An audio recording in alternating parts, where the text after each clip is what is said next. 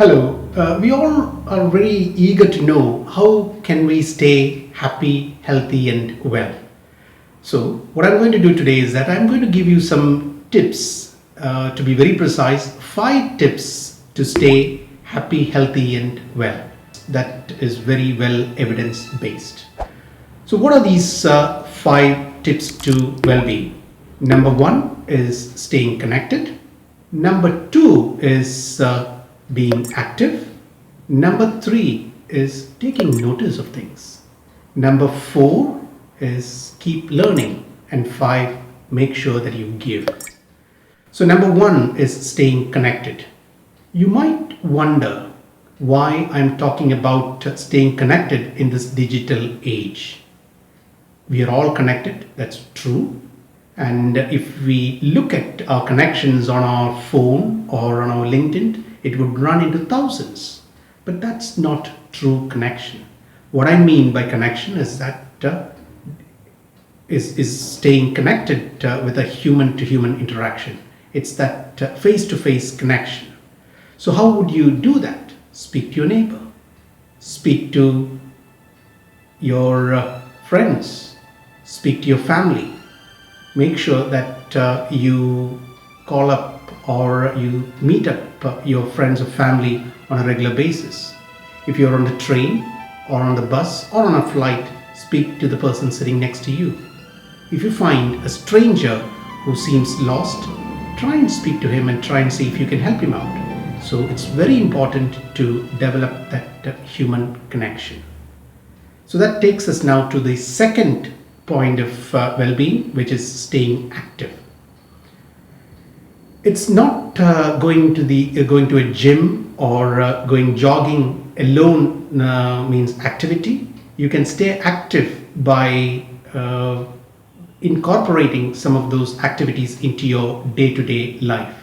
And by staying active, I don't mean to say just physical activity. It's about being both mentally and physically active. So how would you incorporate physical activity into your day-to-day life? Say, if you were waiting for the lift and you've got to get to the 5th floor and there's a bit of a wait for the lift, you might decide to take the stairs up to the 1st floor. Or if you can do all the stairs all the way up to the 5th floor, take it easy and enjoy and take the stairs. And that way you're active. Decide to go for a walk after your lunch or dinner. And if you stay very close to work, you might decide not to take your car or public transport to work. You might decide to walk to work. So these are the ways in which you could stay active. And in terms of being mentally active, you could try and do crosswords, or you could try and do Sudoku, or you might have other ways of being mentally active. And remember that these 5 tips that I would be describing is not to be treated in isolation. There's a lot of overlap, and you would find that these do not sit in watertight compartments. So which takes us to point number 3, which is taking notice. Again, this is a form of being connected with your surroundings. And how would you do that? So what is happening these days is that we become very mechanical, and we are in autopilot most of the time because we are rushing from one place to the other, and we have our set routines. But you might decide to switch off your gadgets, and on the way to work you would want to look outside and see what's around you. See a flower that is blossoming, see the trees around you, see some of the birds and insects around you. So this is the way you could take notice of things. And if you are set in your ways in terms of taking the same route, you might want to decide to take a different route to work.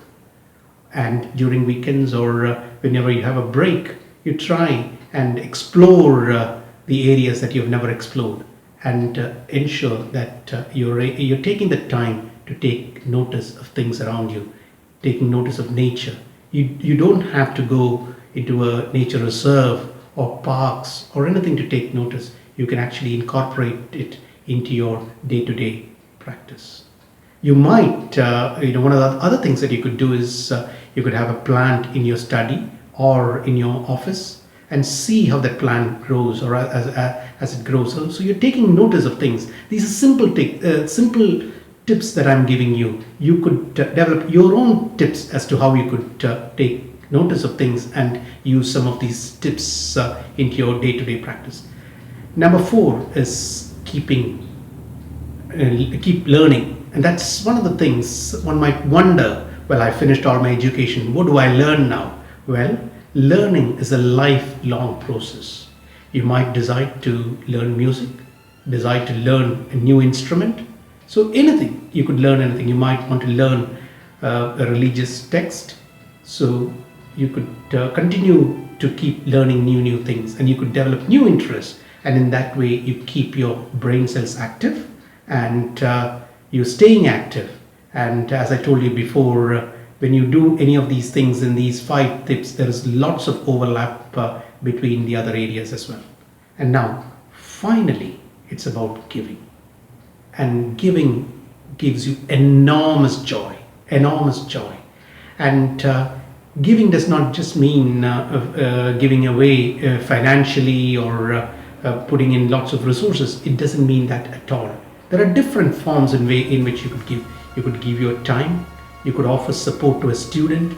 You could offer support in terms of nurturing talent or supporting somebody in learning something new. So these are the ways in which you could give. You could join a local association or a group where you would be giving your time, and some of your capabilities and talent could be utilized in those groups. So remember to give.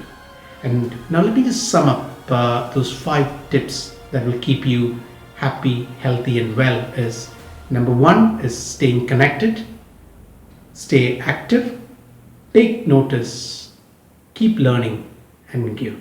So wish you health and happiness, and stay happy and healthy. Thank you.